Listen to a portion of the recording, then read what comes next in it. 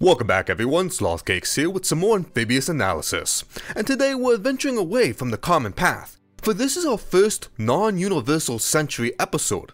We're going to be heading over to Gundam Seed, the Cosmic Era, and see how they partake in the mobile suits of the Amphibious variety.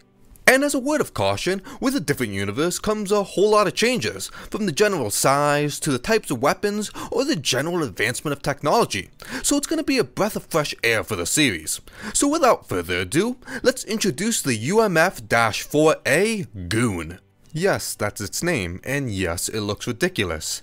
Different universe, but still the same flavor. So let's start with the model number, UMF-4A. Now, MF is found in other mobile suits, like the ZGMF, which is Zero Gravity Maneuverable Fighter. So the U must stand for underwater, so it would be Underwater Maneuverable Fighter. Sounds about right and fits the bill. Now, as for the 4A, this most likely stands for model number, being the 4th in the series, because the prior amphibious mobile suit, the YF-3A Jin Femwis, has a 3. And both mobile suits have an A after the number, which most likely stands for attack or assault. Next up is Y. What's up with this guy?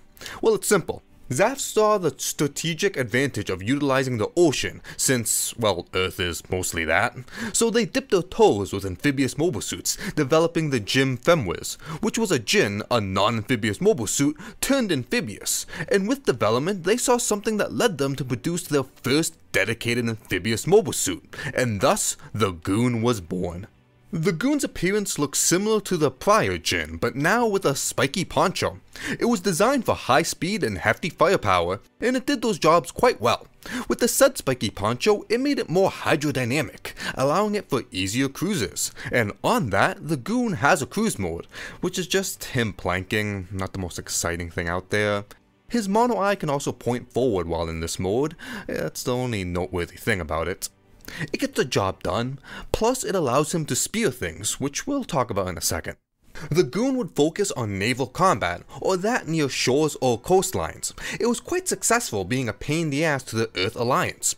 It would make its debut in March 15th, Cosmic Era 70, where it and many others would get their first taste of combat. It was shown attacking the Archangel alongside the Din and later the Zeonic. And while some would get bodied by Kira Jesus Yamato, bless him be, the GOOHN's performance was well enough that they proceeded with more amphibious mobile suits, but kept producing and deploying him, cementing him as ZAFT's go-to amphibious mobile suit. Now let's head over to some numbers. He stands at a head height of 20.71 meters, and comes in at a weight of 70.5 metric tons. Now compared to the Strike being at 17.72 meters and 64.8 tons, so he is taller and heavier, but not too heavy, even though he is much wider than the Strike. But if we head over to UC and look at the Gundam and GOG, we have a larger difference in weights, and this is what I mean with different universes comes different rules. From the material they're made out of, the weapons they carry, or the general advancement of technology, this could all contribute to the weight of a mobile suit. And in this case, I want to highlight two examples. First is the power source. In UC, the GOG's powered by an ultra-compact Minovsky fusion reactor. However, we don't have this in Seed, due to the fact of Minovsky particles not existing in the Cosmic Era. And this topic will come up a lot when we talk about anything not UC related, so get used to it. But anywho, in Seed, most mobile suits are powered by an ultra-compact energy battery, a giant-ass fictional battery. So this could also contribute to the weight. Maybe the fictional fusion reactor is heavier than the fictional giant battery. But the second thing is cooling system. The GOG utilizes seawater, storing large tanks of it to cool down its generator. However, this is not mentioned with the GOOHN, and this could be due to it having a battery instead of a fusion reactor. And this could be why the GOOHN is overall lighter compared to the GOG. However, Zeon would eventually get light amphibious mobile suits with things like the Zagok utilizing a different cooling method, but let's move on. But now highlighting to his equipment, and his most notable thing that's found in other amphibious mobile suits is his Lorenzini sensor. A special sensor that can detect electrical impulses in the water, allowing for easier detection compared to conventional means. This just means in water, the GOOHN will know where you are before you do. Now, this is based off a shark's organ known as the ampulla of Lorenzini, which uses an electrical receptor to detect prey. Neat, you learn something new every day. But now let's head over to its weapons because he's packing some serious heat. Not in that way. So let's start with his most complicated one, the photon maser cannon. Two located on each side of his mono eye, they're quite unique. They act and get the same results as a beam shot, but they utilize sound waves. How?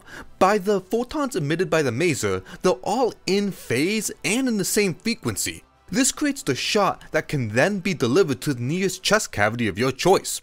The reason to do this is they work underwater, unlike traditional beam, which would disappear and just not work when fired underwater. The photon maser works fine in and out of water, and while not stated, photon masers are only found on amphibians, due to maybe they're more expensive or they take up more space than traditional beam.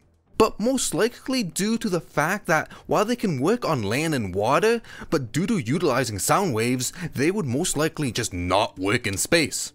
Now, if you watched my ZOC episode, which you should, please, I need the validation, this weapon sounds familiar.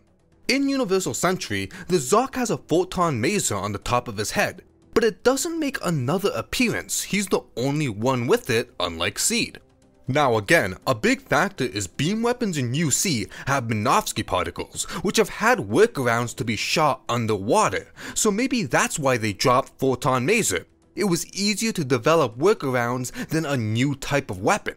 While in the Cosmic era, beam shots have been shown to just not work in water, so they needed an alternative. Or maybe it's just that in UC they're called Photon Maser because the name sounds cool. And as a fun fact, something I didn't know was the visual you see is actually the targeting system. Photon maser shots are invisible, and the beam shown is the targeting laser guiding the shot, which is very overcomplicated and a goofy explanation, but hell, I don't make the rules. Next in line is his 47mm rifle dart launcher. It's located on its back fin. Made for cruise mode and fires a simple sharp dart that pierces the target. Very simple. But in water, punching a hole in a sub, cruiser, battleship is gonna lead to some bad times. And since it's made to pierce massive hulls, it will work fine against mobile suits. It's just, you gotta land the damn thing. Now, realistically, due to the location, it can only be fired in cruise mode. However, you can pop your head above the water and shoot something in the air or maybe close to the shore. Go give it a try, it might be easier said than done. Onto his arms for his main weapon, we have the 533mm 7-barrel torpedo launchers. Rocket propelled, they're effective on land, water, and cruise mode. Being a nice size, they're effective for nearly all encounters, and being on the arms gives them a nice range of motion, covering most blind spots. While simple, they're reliable and get the job done. Also, their design and style reminds me of the Zaku Hydro test types, however his were Vulcans, which seems a lot less reliable than these. And finally, we have the 1030mm MK70 superconcaviting torpedoes. These are on top of the GOOHN's head and are water only. They can be described as really goddamn fast torpedoes that pack one hell of a punch, but due to the speed and location can be a bit difficult to use. But they're more than that, since superconcaviting torpedoes are a real thing. How they work is to create a cavitation around a torpedo, which is a flow of air bubbles. This is achieved through example, the Russians' VA-111 Shkval, which recycles the hot exhaust from the thrusters through the nose of the torpedo, which would create the bubbles. This in turn would create a pocket that reduces drag, allowing it to achieve high speeds. How high? The VA-11 clocks in at 200 knots, roughly 370 km an hour or 230 miles per hour, compared to the US Mark's 48 heavyweight, which is 55 knots, roughly 63 miles an hour or 102 km an hour. So, really goddamn fast.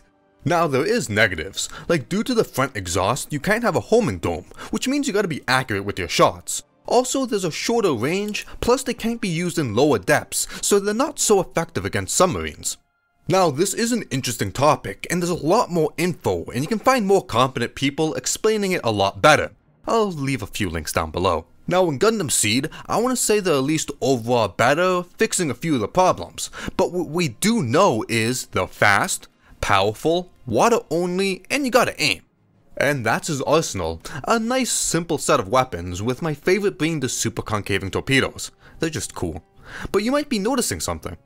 The GOOhN lacks a dedicated melee weapon. He doesn't have the iron nails that are common among UC. He has regular 5-finger manipulators, and it can be used as any others and can do any task that requires them, but they've never been shown holding a weapon. This could be due to A, he's amphibious, so you gotta have a waterproof weapon you can bring down, or B, due to his forearm launchers, even if it was water safe, he wouldn't be able to properly hold a weapon. But don't worry, because if he's in a pickle and underwater, he could always E-Honda something, and paired with his speed plus his size, it might do the job quite well. Now he does have some variants, well, one with an asterisk, and they're not too different, so let's cover them now. Introducing the UTA/TE-6 GOOhN Underground Mobility Test Type is a simple variant, and with the model letters, well, yeah, this one was a little difficult. I couldn't find a source and had to do some hard speculating, but looking at other ZAFT mobile suits, I can assume that UTA is underwater, same as the GOOhN. T is maybe terrestrial, due to its purpose of being ground, earth, and water, and A is maybe attack or auxiliary due to it being a support. And for the TE, this one was hard. Maybe it could be terrain, terrestrial, or the E could be excavator. Maybe it could also just be some mumbo jumbo. More confident on the UTA, but TE, no idea. Anyways, he's quite simple. It's a GOOhN made for underground operations. Why? Exploration, searching for targets, or infiltrating underground bases. He achieves this by a few changes. First is his manipulators. They've been replaced with 3-pronged claws, giving him the more comfortable iron nail look we're all used to. This can be used for digging, but also can be used to scratch or tear a mobile suit's face off. Also on the topic of weapons, he still has his photon masers, but his forearm missiles are removed to make room for the claws, and the torpedoes have been removed due to a cool concept. On top of this guy's head is the scale system. There are teeny scales that move and vibrate. This allows for the GOOhN to move through soil, rock, ground easier, with the scales pushing things out the way. This pushes where the torpedoes used to be and shoots them out behind him, making him a decent digger. Not like he can be compared to any other digger, there's nothing out there to compare. He is also equipped with better sonars to work underground, such as the subsurface radar and the acoustic search system. This gives him the upper hand in reconnaissance compared to others, which he needs since he lost most of his combat potential. There's also the UTA/TE-6P GOOhN, which is just a limited production version of the prior. Same tech, weapons, but it somewhat fixed the problems it had while digging. So the GOOhN, ZAFT's go-to amphibious mobile suit that appears midway in Seed and stays all the way till Seed Destiny. Good for him, but how? Well, it's a good mobile suit, either be due to ZAFT having more resources, having access to Earth bases, just overall being better put together, having trade routes, and other things. They have a big advantage compared to Zeon. In terms of amphibious mobile suits, the GOOhN is a great start. It has its problems. It's not great on land. Its strongest weapon is mounted on its face, chest area. And while it can move straight in water, its overall maneuverability is poor. But they have something here. This could be due to the GOOhN still resembling the Gym Femwares, compared to Zaku Marine type to the GOG. ZAFT trusted the Jin enough to work based off it, while Zeon started from the ground up, going from the Zaku Marine type to the prototype GOG. So while UC is the most well known and well covered, this is a great start, because if ZAFT started with this, not counting that one Jin we mentioned, I'm excited to see what else they developed. How do they move from here? But there's only so much to cover in so little time. So while there's plenty of things, Seed-specific things that I have not covered yet, from minor stuff like the downright fetish for using acronyms, or major things like how the hell phase shift armor works.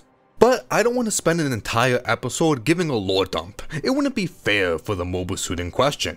It would get messy fast, so I'll ease in bit by bit when it's opponents. But let me end it off with this, my favorite thing about the GOOhN, and that he doesn't look like anything from UC. The GOOHN's not trying to be an 8 guy, nor a GOG or a Zergok. It has a nice original design to it, and we can still see some resemblance to others. It still has that amphibious mobile suit look, but like I said in the beginning, it looks like a Jim Fenris but with a mecha blanket on top. And I don't know why, but I really like that. But in general, be Seed or Seed Destiny, love it or hate it, it's got some amazing mobile suit designs, and we have plenty to look forward to. And this is just the tip of the iceberg, and not just for the Cosmic Era, but for the many other universes out there with amphibious mobile suits of their own. And let's not forget about the plenty of amphibious mobile suits in Universal Century that we still haven't touched on. But like everything, in due time. And if you're still here listening to my mobile suit escapades, thank you for watching. Don't forget to like, comment, subscribe, all that good stuff. Stay tuned for more of my ramblings, but till then, Slothcakes here, have a good one and hope to see you next time.